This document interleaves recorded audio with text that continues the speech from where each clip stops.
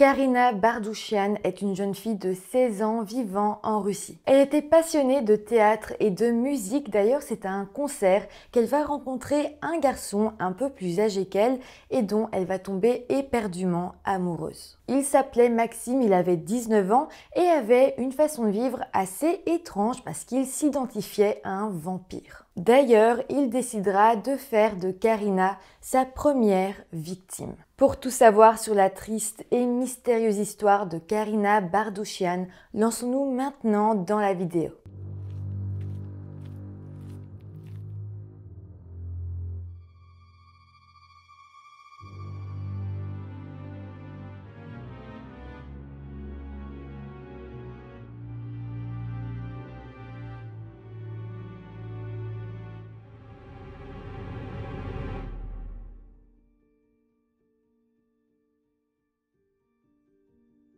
Hello tout le monde, j'espère que vous allez bien. Je vous retrouve aujourd'hui pour une vidéo qui est extrêmement trash, je vous le dis d'avance.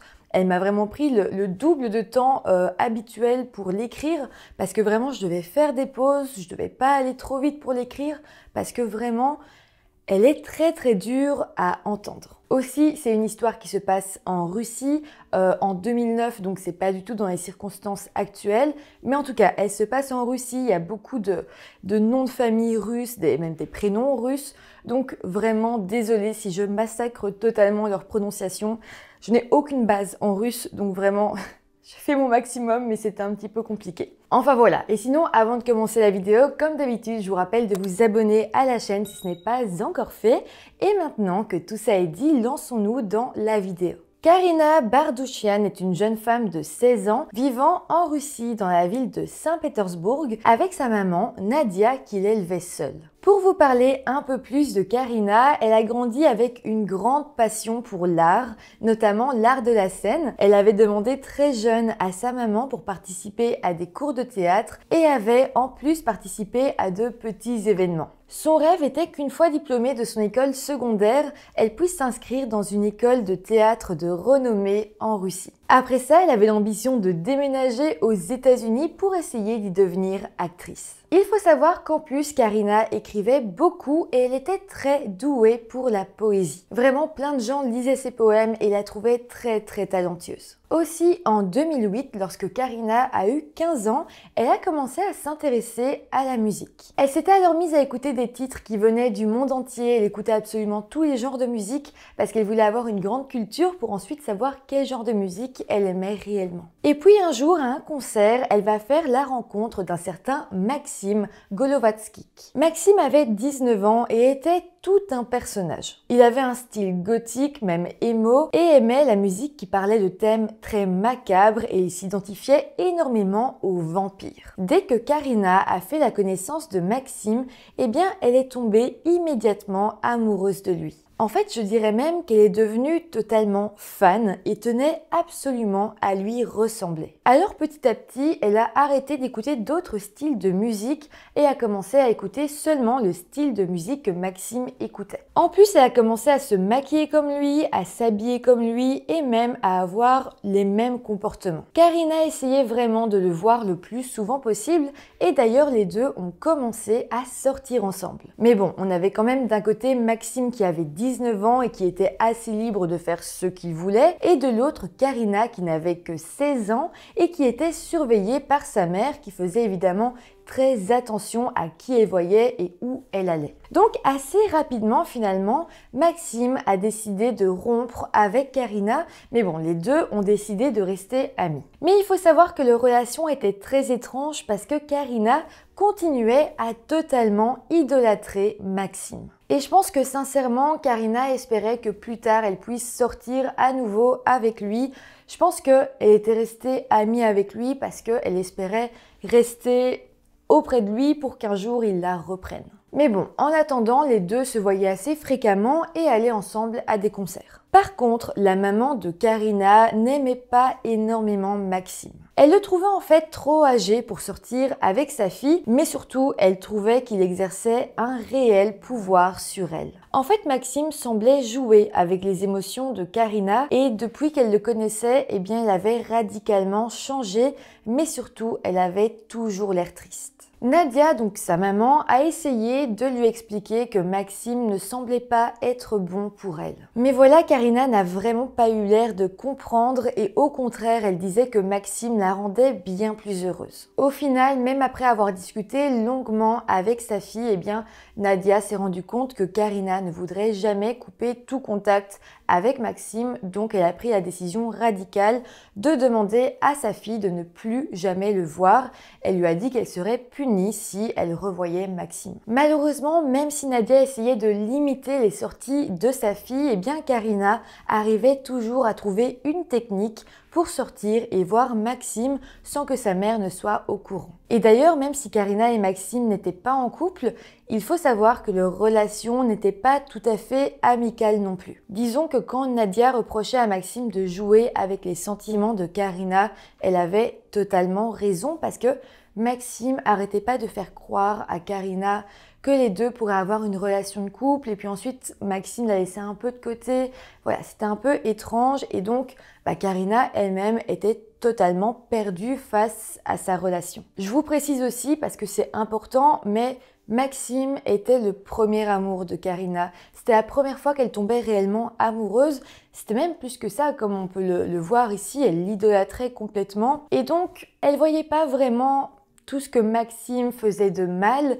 Et elle était simplement très amoureuse et aveuglée par ses sentiments. Bon, maintenant, plongeons-nous dans la journée du lundi 19 janvier 2009. Ce jour-là, comme chaque jour de la semaine, Karina s'est levée tôt pour aller à l'école. En après-midi, quand l'école s'est terminée, elle s'est alors rendue chez l'une de ses amies parce qu'elle voulait étudier à plusieurs, donc voilà, il n'y avait rien de mal là-dedans.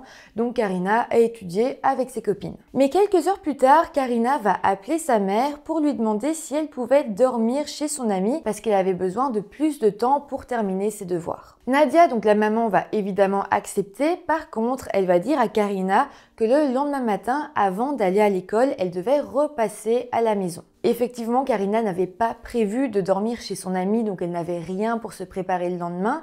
Donc elle avait promis à sa maman qu'elle serait de retour chez elle à 7 h le lendemain matin. Donc le lendemain, soit le mardi 20 janvier 2009. Nadia attendait le retour de sa fille à 7 h du matin, mais Karina n'est jamais revenue à la maison. Assez rapidement, Nadia va comprendre que quelque chose n'allait pas et alors elle a essayé d'appeler Karina, mais elle n'a jamais répondu. Finalement, Nadia a alors décidé d'appeler l'amie de Karina, donc chez qui elle avait justement dormi. Et là, lorsque l'amie en question va répondre au téléphone, elle va faire une énorme révélation à Nadia. En fait, cette amie va expliquer que en plein milieu de la nuit, lorsque les deux filles ont terminé de faire leurs devoirs, Karina avait finalement décidé de quitter la maison. Soi-disant, Karina avait reçu un appel venant de l'un de ses amis et suite à cet appel, elle aurait dit à son amie chez qui elle devait dormir qu'elle allait rejoindre quelqu'un d'autre. Malheureusement, toujours cet ami en question ne savait pas qui est-ce que Karina devait rejoindre. Donc là, dès que Nadia, la mère de Karina, a appris ça, elle a su que quelque chose n'allait pas,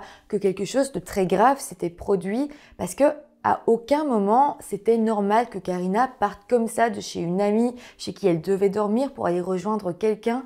Vraiment, il y avait quelque chose qui n'allait pas. Nadia a alors immédiatement appelé la police pour déposer un rapport de personnes disparues. La police a alors immédiatement ouvert une enquête, mais en parallèle, Nadia va appeler absolument tous les amis de l'école de Karina afin de savoir s'ils l'avaient vue, mais malheureusement, personne ne semblait avoir vu Karina ou avoir eu des contacts avec elle depuis la nuit de sa disparition. Les enquêteurs de leur côté vont aussi interroger les amis de Karina qui diront encore une fois ne pas savoir où elle se trouvait. Pendant 2 semaines, l'enquête va alors tout simplement faire du sur place parce que les enquêteurs n'avaient aucune idée de qui était cette mystérieuse personne que Karina avait été retrouvée la nuit de sa disparition. Mais voilà, pendant ce temps, Nadia va décider de fouiller la chambre de sa fille à la recherche d'indices et là, elle va tomber sur son journal intime. Tout d'abord, Nadia va y lire un tas de poèmes qu'elle qualifiait de sombres et passionnés qui étaient tous destinés à Maxime. D'ailleurs, je le reprécise, mais Nadia avait interdit à sa fille de revoir Maxime. Pour elle, c'était une histoire du passé et Nadia avait même pas imaginé que sa fille puisse encore penser à Maxime. Vraiment, Karina lui avait dit « D'accord maman, bon bah si tu veux pas que je le revoie, je le reverrai plus ». Et depuis lors, Nadia n'avait plus vraiment réentendu parler de ce Maxime. Mais bon, là, en lisant les poèmes dans le journal intime de sa fille, eh bien, elle va se rendre compte à quel point sa fille était en fait totalement amoureuse et même en extase devant Maxime. De plus, Nadia a rapidement compris que Karina continuait à le voir en cachette et c'est à ce moment-là qu'elle a su que l'ami que sa fille avait retrouvé la nuit de sa disparition était sans aucun doute Maxime. Suite à ça, elle a alors bien évidemment remis le journal aux enquêteurs. Mais là, c'est assez dingue parce que les enquêteurs ne vont pas vraiment porter attention à ce journal intime. En fait, on aurait dit qu'ils pensaient que Karina avait fugué ou quelque chose comme ça et donc ils ont refusé d'interroger Maxime. D'ailleurs, ce qui est complètement dingue, c'est que les enquêteurs diront à Nadia, la maman de Karina,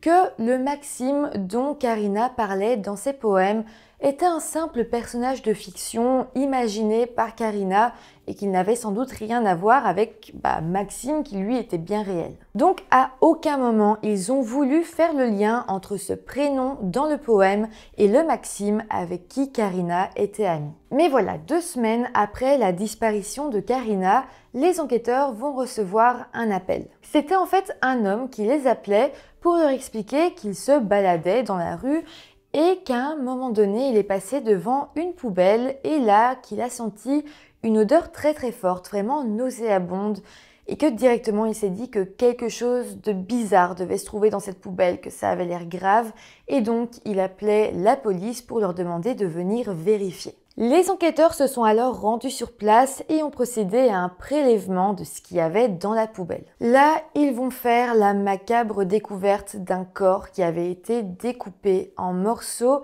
et qui était dans un état de décomposition très avancé. Malgré tout, il restait des vêtements sur le corps de la victime. Et c'est d'ailleurs grâce à ça qu'ils ont pu identifier les restes comme étant ceux de Karina qui avait donc disparu 2 semaines auparavant. Le corps sera alors emmené auprès d'un médecin légiste et une autopsie sera alors réalisée pour comprendre exactement ce qui était arrivé à Karina, mais dans tous les cas, il était maintenant confirmé qu'il s'agissait bel et bien d'un homicide. L'autopsie va alors révéler que Karina était décédée des suites d'une noyade et son corps avait ensuite été découpé après sa mort. Malheureusement, même si le médecin légiste avait pu comprendre quelle était la cause de la mort, il ne savait pas vraiment en savoir plus, il n'arrivait pas à saisir d'autres éléments tellement le corps était dans un état de décomposition avancé. Les enquêteurs vont alors continuer leur enquête, mais rapidement, ils vont recevoir un appel téléphonique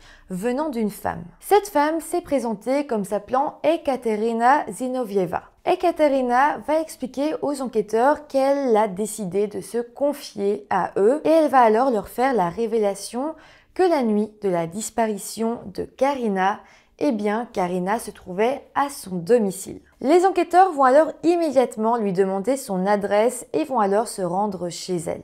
Une fois que les enquêteurs étaient face à Ekaterina, elle va enfin leur expliquer ce qui s'est passé la nuit du 19 au 20 janvier 2009. En fait, Ekaterina partageait une maison avec 2 amis, donc Maxime, l'ami de Karina, et un certain Yori Moznov. Ce soir-là, les 3 colocs avaient organisé une fête à leur appartement et avaient tous bu énormément d'alcool. Dans la soirée, Maxime avait alors envoyé un message à Karina pour qu'elle vienne les rejoindre. C'est donc suite à ça qu'elle a décidé de quitter le domicile de son amie chez qui elle étudiait pour se rendre à cette soirée avec Maxime. Alors il faut savoir que lorsque Maxime a eu la confirmation que Karina allait arriver, eh bien juste avant qu'elle arrive réellement, il va crier à son colocataire Yuri, la viande arrive. Ekaterina va évidemment entendre cette remarque, elle va se dire que c'était très déplacé, mais elle va pas plus y faire attention que ça. Donc Karina est finalement arrivée à la soirée et sur place, tout le monde semblait passer une super soirée à boire et à écouter de la musique. Mais voilà, à un moment donné, Maxime a demandé aux dernières personnes présentes à la soirée de partir.